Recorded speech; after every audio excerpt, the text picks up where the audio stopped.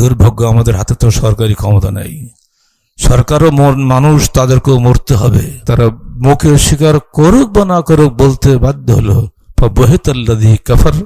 তারা হতবাক হয়ে গেল, এটা কি ব্যাপার, আমরা এত কিছু করলাম কোনো কাজ হলো না।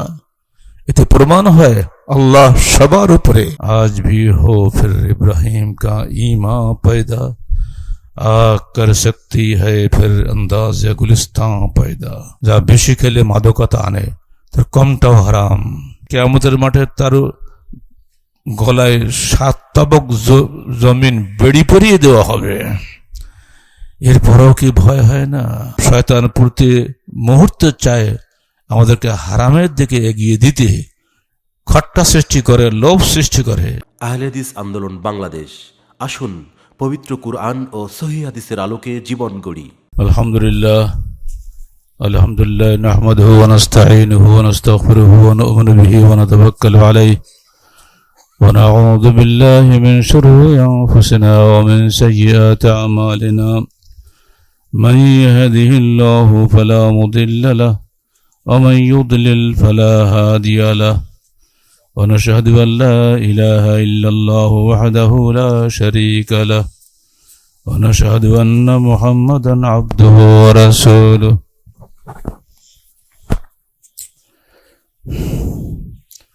فقد قال الله تعالى في كلامه المجيد بحسن بيانه الوجيز إنا أعطيناك الكوثر فصل لربك وانحر إن شانئك هو الأبتر। সূরা কাউসার মক্কি 1-3 আয়াত। যাবতীয় হামদ ও সানা আল্লাহ রাব্বুল আলামিনের জন্য, যিনি দীর্ঘ 1 বছর পরে আবার আমাদেরকে ঈদুল আজহারে জামাতে সমবেত হওয়ার তৌফিক দান করেছেন। বলুন আলহামদুলিল্লাহ। ইতিমধ্যে আমাদের অনেক ভাই বোন দুনিয়া থেকে বিদায় হয়ে গিয়েছেন। আমরা তাদের রুহের মাগফিরাত কামনা করছি।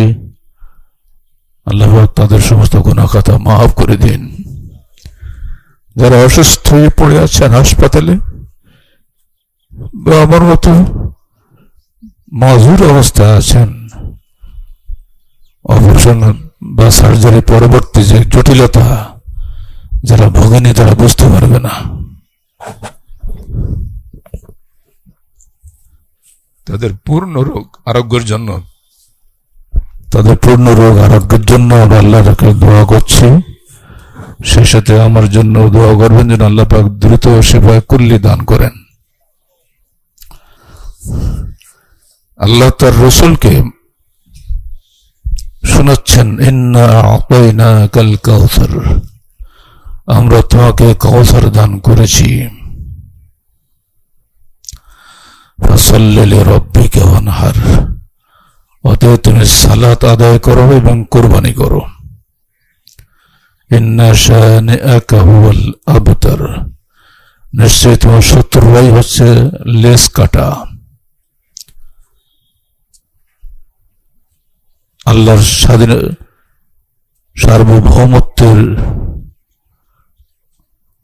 ঘোষণায় সবচেয়ে বড় জিনিস হল তাকবীর। আর এইটা আরবরা বরদাস্ত করতে পারত না। তারা চাইতো তাদের মূর্তির প্রশংসা হোক সর্বত্র, কিন্তু তার বিরুদ্ধে এটা ছিল মূর্তিবান প্রতিবাদ। আল্লাহ বলছেন, আমরা তোমাকে কাউসার দান করেছি। কাউসার জান্নাতের একটি অন্যতম নাম, যে জান্নাতের দুপাশে মণিমুক্তা দিয়ে সাজানো, যার পানি মিশকে আম্বরের চাইতে সুগন্ধিময়। সে তার বর্ণনার ধারা অনেক। এই সর্বোত্তম জান্নাত, যার মধ্যে রয়েছে আল খায়রুল কাসীর, বহু কল্যাণ তোমাকে দিয়েছি। এটি হলো সঠিক ব্যাখ্যা। কিন্তু উলামায়ে কিরাম, বিশেষ করে তাবেঈন, মুজাহিদ, ইবনুল আরবি, এর সবাই বলেছেন, এর দ্বারা পরবর্তীকালে ইসলামের পুরো বিজয়টাকেই ইঙ্গিত করা হয়েছে, যার মাধ্যমে সারা বিশ্ব মানবতার কল্যাণ নিহিত রয়েছে, সেই বহুবিধ কল্যাণ আল্লাহ তোমাকে দান করেছেন। এবার আসুন, এই হুকুম হয়েছে কিন্তু মক্কায়, কিন্তু এই বিধান বাস্তবায়িত হয়েছে নবম অথবা দশম হিজরিতে মদিনায়। বিধান বাস্তবায়ন হওয়ার জন্য যে নৈতিক ও বস্তুগত সুবিধা প্রয়োজন, সেই সুবিধাগুলো অর্জন হতে সময় লেগেছে এতদিন। তারপরে আল্লাহ পাক মুসলিম উম্মার উপরে এই কোরবানির প্রথা জারি করে দিয়েছেন। এর উদ্দেশ্যটা কি?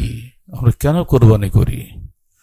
আল্লাহ বলছেন, লা ইয়ানালাল্লাহা লুহুমুহা ওয়ালা দিমাউহা ওয়ালাকিন ইয়ানালুহুত তাকওয়া মিনকুম। তোমাদের কোরবানির পশুর গোশত এবং এর রক্ত আল্লাহর কাছে পৌঁছে না, পৌঁছায় তোমাদের হৃদয়ের আল্লাহ ভীরুতা। যদি আল্লাহ ভীরুতা না থাকে, প্রথাগত কোরবানি আমরা করি, সেটা আল্লাহর কাছে কতটুকু কবুল হবে না হবে প্রত্যেকেরই ভেবে দেখা কর্তব্য। ইব্রাহিমের সময় দু ধরনের মানুষ বসবাস করত। এক দল ছিল মূর্তি পূজারী, এক দল ছিল তারকা পূজারী। তিনি মূর্তি পূজারীদের উদ্দেশ্যে বললেন, আতা'বুদুনা মা তানহিতুন আল্লাহু খালাকাকুম ওয়া মা তা'মালুন। তোমরা এমন জিনিসের ইবাদত করো, পূজা করো, তোমরা নিজে হাতে মূর্তি তৈরি করো, মাটি দিয়ে, ডেলা দিয়ে, কত কি কষ্ট করে। অথচ আল্লাহ তোমাদেরকেও সৃষ্টি করেছেন, তোমাদের কর্মকেও সৃষ্টি করেছেন। তিনি তোমাদের সৃষ্টিকর্তা, আর তোমরা হলে এর বাস্তবায়নকারী।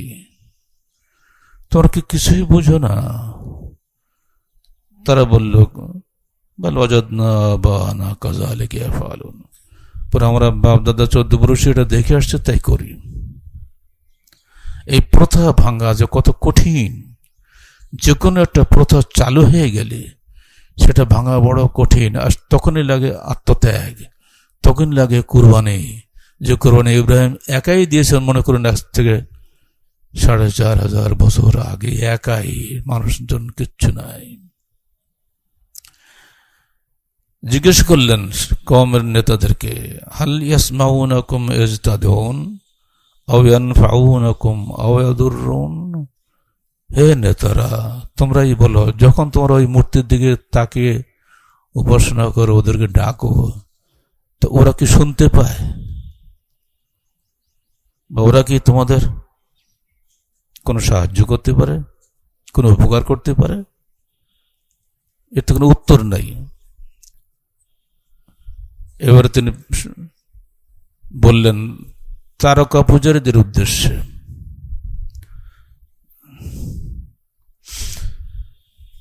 فلما أفلت قال يا قوم إني بريء مما تشركون إني وجهت وجهي للذي فطر السماوات والأرض حنيفا وما أنا من المشركين। আনআম মক্কি 78-79 আয়াত। তিনি বললেন, সকালের সন্ধ্যার সময় চন্দ্র ডুবলো, তারপরে আবার চাঁদ আবার পূর্ণিমার চাঁদে ডগমগিয়ে উঠলো, কিন্তু সেটাও তো ডুবে গেল। প্রভাত সূর্যের ডগমগে কিরণমালা যখন উঠল, তিনি ভাবলেন এটাই বোধহয় বড় মাবুদ হবে, কিন্তু সেটাও অবশেষে সূর্যাস্তের সাথে সাথে ওটাও ডুবে গেল। তখন তিনি চাক্ষুষ দেখিয়ে দিয়ে বললেন, ইয়া কওমে, হে আমার কওম, ইন্নী বারীউম মিম্মা তুশরিকুন। তোমরা যাদের সঙ্গে শরীক করছো, আমি তাদের থেকে দায় মুক্ত। কারণ এরা নিজেকে নিজে ধরে রাখতে পারে না, সকালে উঠে সন্ধ্যা ডুবে যায়। তো নিজের ক্ষমতা নয় যে সে টিকে থাকে। যারা টিকে থাকতে পারে না, যারা শুনতেও পায় না, দেখতেও পায় না, মানুষের কোনো কল্যাণও করতে পারে না, তোমরা তাদের পূজা করছো? শুনে দেখো, তোমরা কথা শোনো আর না শোনো, ইন্নী ওয়াজ্জাহতু ওয়াজহিয়া লিল্লাযী, আপনারা অনেকেই জানেন, পড়েন, নাকি পাবেন, সমস্যা নেই। ইন্নী ওয়াজ্জাহতু ওয়াজহিয়া লিল্লাযী ফাতারাস সামাওয়াতি ওয়াল আরদা হানিফা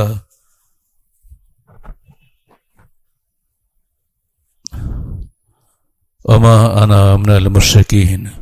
আমি আমার চেহারাকে, যেহেতু কেউ কথা শুনছে না, আমি আমার চেহারাকে ঘুরিয়ে দিলাম সেই মহান সত্তার দিকে, যিনি নবমণ্ডল ও ভূমণ্ডল সৃষ্টি করেছেন।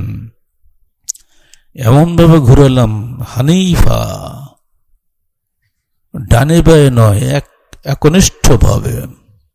আমা আনা মিনাল মুশরিকিন, আর আমি মুশরিকদের অন্তর্ভুক্ত নই। যুক্তি যেখানে অচল, যষ্টি সেখানে সচল। নেতারা এবং দেশের সম্রাট নমরুদ সিদ্ধান্ত নিলেন, ও রাখলে এমনি করে আমাদের ডিস্টার্ব করবে, যা প্রথা চলছে প্রথা ভাঙার কথাবার্তা বলবে, অতএব হাররিকুহু ওয়ানসুরু আলিহাতাকুম ইন কুনতুম ফাইলিন, ওকে আগুনে জ্বালিয়ে দাও এবং তোমাদের প্রতিপালকের সাহায্য করো যদি তোমরা কিছু করতে চাও। ইব্রাহিম কারো কাছে সাহায্য চাইলেন না, কেউ নাই, সাহায্য চাইবেন না কার কাছে? তিনি বলেন, হাসবি আল্লাহ ওয়া নি'মাল ওয়াকিল, আমার জন্য আল্লাহ যথেষ্ট, তিনি কতই না সুন্দর কর্মবিধায়ক। আগুনে নিক্ষেপ করা হলো, আল্লাহ তো আগুনেরও স্রষ্টা। আল্লাহ বললেন, কুলনা ইয়া নারু কুনি বারদাও ওয়া সালামান আলা ইব্রাহিম, হে আগুন ঠান্ডা হয়ে যাও, আমার ইব্রাহিমের উপরে শান্তিদায়ক হয়ে যাও। এসির মতো ঠান্ডা না, শান্তিদায়ক ঠান্ডা হয়ে যাও। দুনিয়া দেখলো, সম্রাট দেখলো, আমাদের সমস্ত শক্তি ব্যর্থ হয়ে গেল এমন এক শক্তির কাছে, যার কাছে ইব্রাহিম মাথা নত করেছে। তারা মুখে স্বীকার করুক বা না করুক বলতে বাধ্য হলো, ফাবহিতাল্লাযী কাফার, তারা হতবাক হয়ে গেল, এটা কি ব্যাপার, আমরা এত কিছু করলাম, কোনো কাজ হলো না। এতে প্রমাণ হয় আল্লাহ সবার উপরে। আল্লাহু আকবার, আল্লাহু আকবার, আল্লাহু আকবার, ওয়ালিল্লাহিল হামদ, তার জন্যই যাবতীয় প্রশংসা। এরপরে অগ্নি পরীক্ষায় মুক্তি পাওয়ার পরে তিনি ভাবলেন যে দেশে আর থাকা যাবে না, চললেন কোথায়? ইরাক থেকে একটু দূরেই ফিলিস্তিন। আজকে ফিলিস্তিনে মানুষ জবাই হচ্ছে, দেখছেন, টনকে টন বোমা পড়ছে, ফিলিস্তিনের ভাই বোনদের রক্ত ঝরছে। তিনি সেখানে চলে গেলেন, সেখানে গিয়ে দাওয়াত দিলেন, দাওয়াত কেউ গ্রহণ করেনি। তিনি চাইলেন আল্লাহর কাছে, আল্লাহ, আমার মৃত্যুর পরে আমার এই মিশনকে চালাবে, আমি যে নিঃসন্তান, আমার চোখ সন্তান নাই। আল্লাহ পাক বললেন, ফাবাশশারনাহু বিগুলামিন হালিম, আমরা তাকে একটা সহনশীল সন্তানের সুসংবাদ দান করলাম।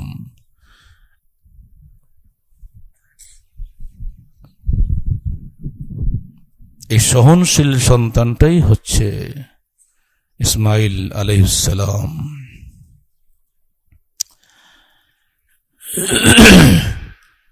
পিতা যখন পুত্রকে কোরবানি দিতে উদ্যত হয়েছেন, শরীর চালাচ্ছেন, পেছন থেকে ডাক দিল, ওয়ানাদাইনাহু ইয়া ইব্রাহিম, ডাকলাম, হে ইব্রাহিম। ডাক শুনেই স্তম্ভিত, তাকে দেখেন পাশে দাঁড়িয়ে আছে একটা জান্নাতি জুম্বা। ওয়াফাদাইনাহু বিযিবহিন আযীম, সন্তান কোরবানির তোমার বাস্তব ফলাফল হচ্ছে এই মহান কোরবানি, জান্নাতি দুম্বা, সেই মহান কোরবানির অনুসরণে পৃথিবীব্যাপী সর্বত্র ধর্ম সম্প্রদায় কোরবানি করে থাকে আল্লাহর নামে। ওয়াতারাকনা আলাইহি ফিল আখিরিন, ইব্রাহিমের এই প্রশংসা বাণী আমরা পিছনের সকল আগত মানবতার নিকটে অব্যাহত রাখলাম। আমরা সেই মহান কোরবানি করছি। আল্লাহ পাক আমাদের কোরবানিকে ইব্রাহিমী চেতনা সমৃদ্ধ করুন এবং আমাদেরকে ত্যাগে এবং ভোগের মাধ্যমে সর্বাবস্থায় আল্লাহকে স্মরণ করার তৌফিক দান করুন।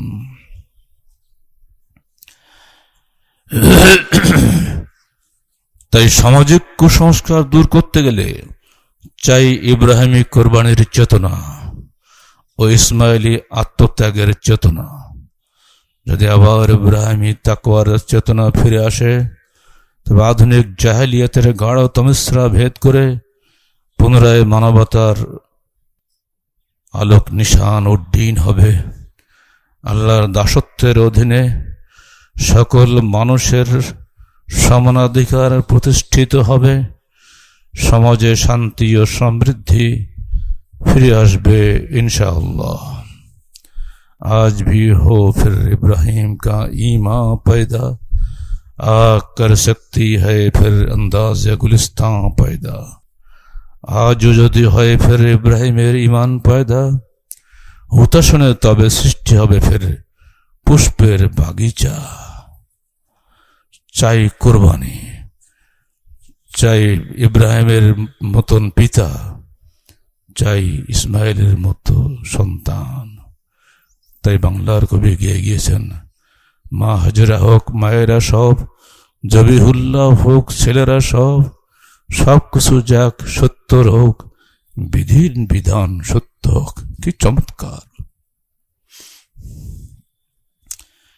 সামাজিক কুসংস্কার যেগুলো আমাদের সমাজে চলছে, গতবারও আমরা অনেকগুলি বলেছিলাম, সেটা মনে করিয়ে দেওয়াটাই খতিবদের দায়িত্ব। আমল করা না করা ব্যক্তিগত ব্যাপার। পটকাবাজি আর ভজলবাসী কাল থেকে চলছে, এখনো চলবে। ঈদের পরেই বাসি আরো জোরদার হবে। যেসব ছেলেরা এগুলো করো, তোমরা এগুলো থেকে তওবা করো। মনে রাখো, তোমাদেরই মতো একজন ভাই, তারা 14 বছরের ইসমাইল, জীবন দিয়েছেন কিন্তু অন্যায়ের বিরুদ্ধে প্রতিবাদ করতে গিয়ে। তোমরা কি পারো না এগুলো বাদ দিতে? কারণ আল্লাহ রসুল বলছেন, হুয়া মিজমার মিন মাজামির শয়তান। এই যে যত গান, বাদ্য, বাজনা, বাঁশি, যা কিছু আমরা করি, এক কথায় এগুলো সব শয়তানের ঘণ্টা ধ্বনি। 2, যাবতীয় মদ ও মাদক দ্রব্য হতে দূরে থাকুন। আল্লাহ রসুল বলছেন, মা আসকারা কাসীরুহু ফাকালিলুহু হারাম। যা বেশি খেলে মাদকতা আনে, তার কমটাও হারাম। পরিণাম হবে এই, জাহান্নামের আগুনে জ্বলতে হবে এবং পুজ রক্তের মধ্যে থাকতে হবে, যাকে তিনাতুল খাবাল বলা হয়। ওই পুজ রক্তগুলা পানি তোমাকে খেতে হবে মৃত্যুর পরপরই। মৃত্যু বেশি দূরে নয়, চোখ বন্ধ হলেই মৃত্যু সামনে আসবে। অতএব মৃত্যুকে ভয় করো, যাবতীয় মদ ও মাদক দ্রব্য থেকে দূরে থাকো। বিড়ি, সিগারেট, তামাক যাবতীয় দ্রব্যই মাদক দ্রব্যের অন্তর্ভুক্ত। বাচ্চারা সাবধান। 3, নারী পুরুষে কঠোর পর্দা বজায় রাখুন। নারী পুরুষের কঠোর পর্দা বজায় রাখুন, হালকা পর্দা না। আল্লাহ পাক পুরুষকে আগে বলেছেন, তারপর নারীকে বলেছেন, কুল্লিল মুমিনিনা ইয়াগুদ্দু মিন আবসারিহিম ওয়া ইয়াহফাযু ফুরুজাহুম। পরে বলছেন, কুল্লিল মুমিনাতি ইয়াগুদ্দুনা মিন আবসারিহিন্না ওয়া ইয়াহফাযনা ফুরুজাহুন্না। নারী পুরুষ উভয়কে উভয়ের দিকে দৃষ্টি অবনত রাখার নির্দেশ দিচ্ছেন আল্লাহ, যিনি নারী পুরুষের সৃষ্টিকর্তা। এই চক্ষু জেনা, কণ্ঠের জেনা হতেই আছে, সহ শিক্ষা সহ কর্মস্থল আমাদেরকে প্রতি মুহূর্ত বাধ্যগত জেনায় উদ্বুদ্ধ করছে। তাকাবো না, কিন্তু তাকাতেই হচ্ছে। এই যে প্রতি মুহূর্তে চোখের জেনা, প্রতি মুহূর্তে কণ্ঠের জেনা, যারা এগুলো করাচ্ছেন, দুর্ভাগ্য আমাদের হাতে তো সরকারি ক্ষমতা নেই। সরকারও মানুষ, তাদেরকেও মরতে হবে। তাদেরকেও বলছে যারা প্রশাসনে আছেন, সহশিক্ষা সহ কর্মস্থল বাদ দিয়ে নারী পুরুষের পৃথক শিক্ষা এবং পৃথক কর্মস্থল নিশ্চিত করার চেষ্টা করুন। যতদিন তা সম্ভব নয় ততদিন প্রত্যেকে নিজ নিজের মতো দৃষ্টি অবনত রাখুন এবং পরস্পরে কঠোর পর্দা বজায় রাখুন। 4, অন্যের জমি অন্যায়ভাবে দখল করবেন না। এই 1 বিঘা মাটি নিচ্ছেন, আপনি ক্ষমতাশালী মানুষ, আমি দুর্বল, কিছু বলার নাই, কিন্তু এগুলো সব রইল পাওনা কিয়ামতের জন্য। قال رسول الله صلى الله عليه وسلم من أخذ شبرا من الأرض ظلما يطبقه يوم القيامة من 7 أرضين। যে ব্যক্তি কারো জমি অন্যায়ভাবে 1 বিঘা গ্রাস করলো, কিয়ামতের মাঠে তার গলায় 7 তাবক জমিন বেড়ি পরিয়ে দেওয়া হবে। এরপরও কি ভয় হয় না? অন্য হাদিসে এসেছে, যত মাটি সে নিয়েছে সমস্ত মাটি মাথায় করে তাকে কিয়ামতের দিন উঠতে বাধ্য করা হবে। এই সেই মাটি, যে মাটির জন্য তুমি সেদিন জুলুম করেছিলে তোমার দুর্বল প্রতিবেশীর উপরে। আজকে সেই মাটি মাথায় করে তুমি ওঠো কিয়ামতের মাঠে। পারবেন কি কেউ? সাবধান।